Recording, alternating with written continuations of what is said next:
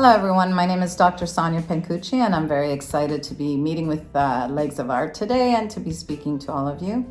I myself am a lifelong learner. I've been interested in the sciences, languages, art, music, administration, and professional development, specifically learning communities with educators.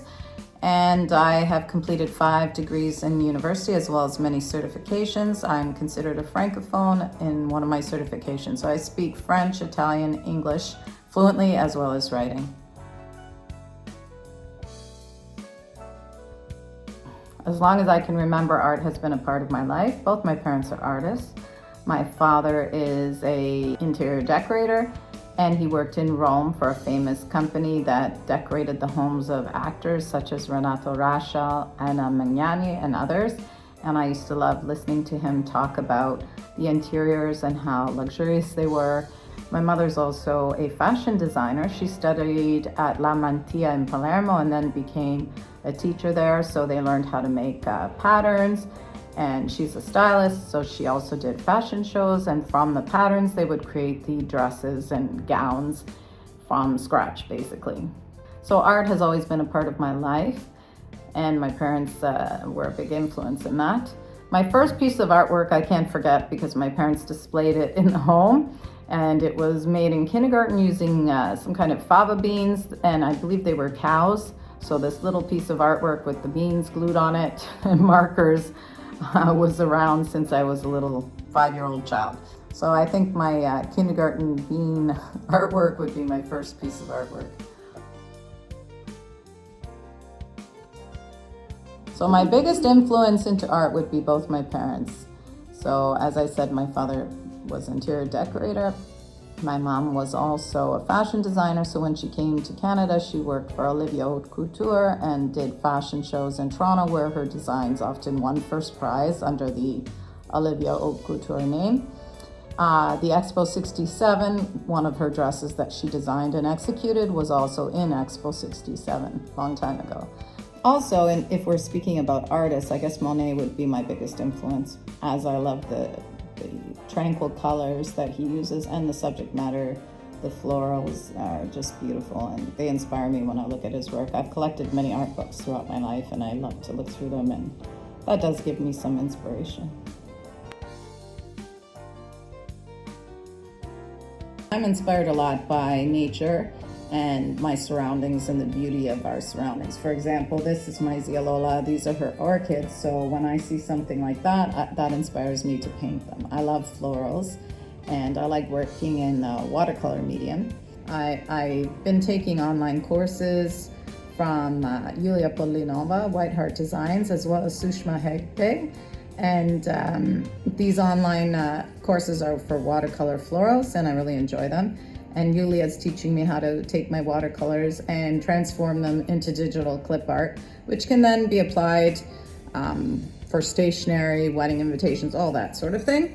And for an example, this is one of my paintings, Mother Earth, a little bit tricky to see. Yes, my favorite medium is watercolor, although I have painted in acrylics a little bit and oils. When I was in high school, I did a large 8x10 or 8x12 mural, which showed all the school spirit figures. It was sort of a cartoon for Sherwood Forest, as the school was Sherwood High School. The painting remained at the entrance of my high school for about 20 years, so that's the largest piece I've done, and that was an oil painting. I think that art brings beauty and joy to people in the world, and I hope that when people look at my art, they feel happy and it beautifies their environment. That's kind of my inspiration. And to take into account, the beauty of nature and that we need to preserve nature and work towards limiting climate change and doing our part, what we can, to help preserve our world. I think it is the rose because it was done alla prima, which is in one layer, which is a little bit tricky to do in watercolor. And it was very natural, done fairly quickly in 20-30 minutes. And it just embodies all of the things about nature that I love: the beauty of roses, the beauty of flowers, and our natural environment, and freedom to paint quickly and in a sort of loose floral style. Just do what you love. So if you love landscapes, then just paint landscapes. And also, it doesn't hurt to take courses. If you don't want to spend money, there's so many free online videos on YouTube and other platforms where you can get inspiration and technique assistance, because many people will give of their time and their skill. And that's part of the learning community professional development model, where you share your expertise with others so that they can develop their own skills and become more proficient in them. So I think that's my advice. Paint daily, because, you know, the old adage is true: practice makes perfect. For myself, I find that when I don't paint daily, I start feeling like I've forgotten my skills and I need to go back and practice them.